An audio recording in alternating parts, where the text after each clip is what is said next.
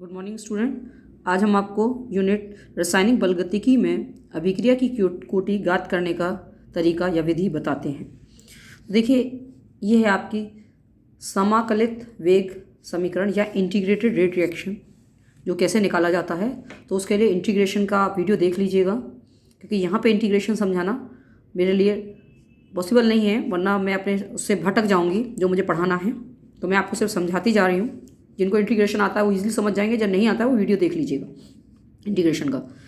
तो ये अभिक्रिया है, एक मान लीजिए ए है जो उत्पाद में चेंज हो रही है। तो इसका वेग क्या हो गया? वेग आपका हो गया के, ये वेग हो गया के इजिकल टू के और ए की पावर एन, मतलब जो भी एन या एक्स जो भी कुछ रख सकते हैं। इसको आपका उपरोक्त समीकरण को अब क्या करना है, हमें इंटीग्रेट करना है।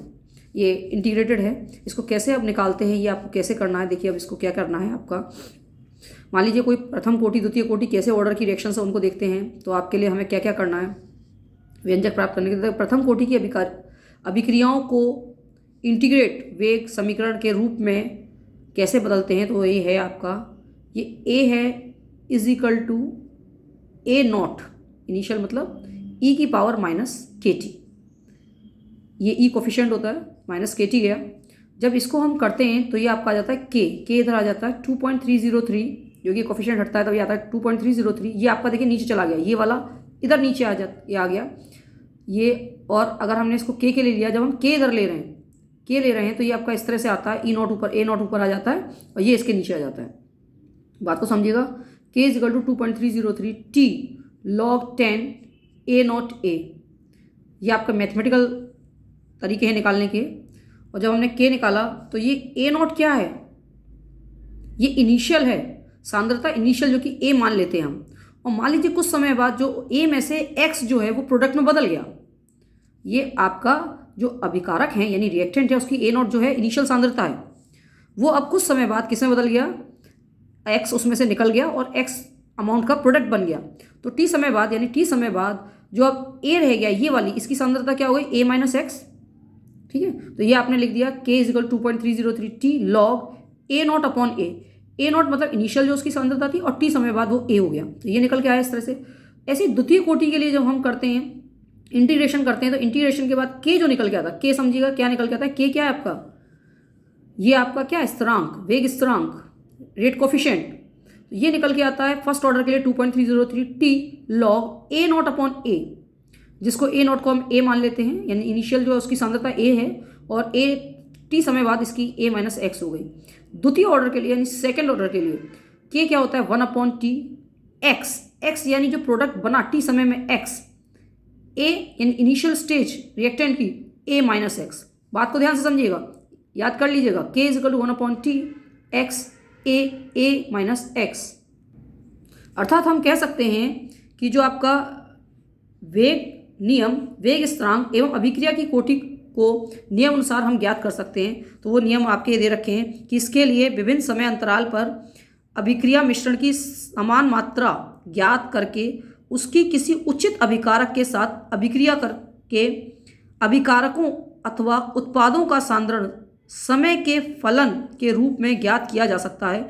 अतः समय के फलन के रूप में अभिक्रिया की प्रगति की जा सकती है। ऐसे दूसरा दे रखा है आपका, ये हम निकाल सकते हैं।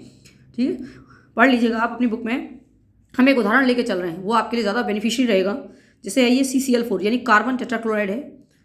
ठीक है, में N2O5 का वियोजन नियमानुसार हुआ। N2O5 का वियोजन कर रहे हैं हम। कार्बन टेट्राक्लोराइड क्या सॉल्वेंट लिया, उसमें N2O5 यानी नाइट्रोजन पेंटाऑक्साइड का। तो जब इसका वियोजन या डिसोसिएशन होता है वो बनता है 4NO2 प्लस ऑक्सीजन।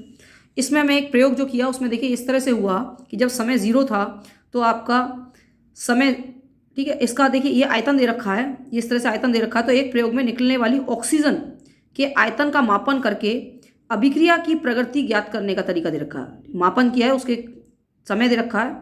ऑक्सीजन पहले 0 थी, फिर 3.42, फिर 6.30, 8.95, ये इस तरह से दे रखा है। इन्फिनिटी पे आपकी इतनी हो गई।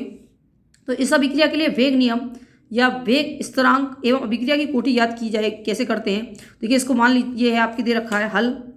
तो माना कि उपरोक्त अभिक्रिया प्रथम कोटि की, हमने आपका मान लिया कि प्रथम कोटि की है, ठीक, क्योंकि यहाँ पे अभी मान ही रहे हैं तो प्रथम कोटि की अपने माना।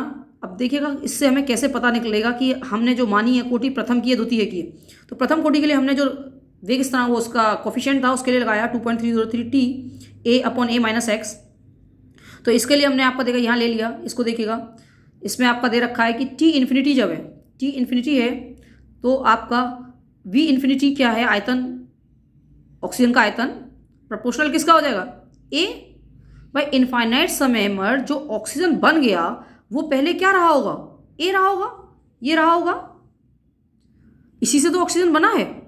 तो आपका ये दे रखा है इन्होंने, प्रोपोर्शनल किसके है, N2O5 की प्रारंभिक, प्रोपोर्शनल N2O5 की प्रारंभिक सांद्रता के, और टी समय पर जो VT है यानी ऑक्सीजन VT उसका आयतन, ऑक्सीजन का आयतन प्रोपोर्शनल क्या है, X N2O5 की सांद्रता। हम इसको मान के चल रहे हैं, मान रहा है, समझ लीजिएगा, N2O5 की सांद्रता। तो A is proportional to V infinity यानी ऑक्सीजन का जो इन्फिनाइट जो आयतन है वो, and X is proportional to VT यानी T समय पर जो सांद्रता है। अब देखिएगा A माइनस एक्स क्या हो गया, यानी दिस माइनस दिस क्या हो गया, जो कि हमें लगाना है यहाँ पे, this one A minus x क्या हुआ, V इन्फिनिटी माइनस VT, ये हम आयतन के रूप में ले रहे हैं। तो आपका जो हमें दे रखा है उसी रूप में लेंगे, K is equal to 2.303 upon T log A क्या है, V इन्फिनिटी, और ये क्या है, V infinity minus VT। V infinity आपको पता ही है 34.75। अब VT अलग अलग है क्योंकि टाइम अलग अलग पे अलग अलग हो जाएगा, तो आपको अलग अलग टाइम पे जो ये नीचे वाला A माइनस एक्स है वो अलग अलग निकलेगा। तो अब आपको देखते चलिए, यहाँ नीचे आ जाइए, हम इस पे ग्राफ में देख रहे हैं। तो विभिन्न समय पर आपका, ठीक है, K को जो निकाला है, मान जो हम K का निकालना है विभिन्न समय पर, तो उसको देखते चलिए। ये आपने करा, तो ये आपने लिया 300 पे, 600 पे और किस पे, 900 पे।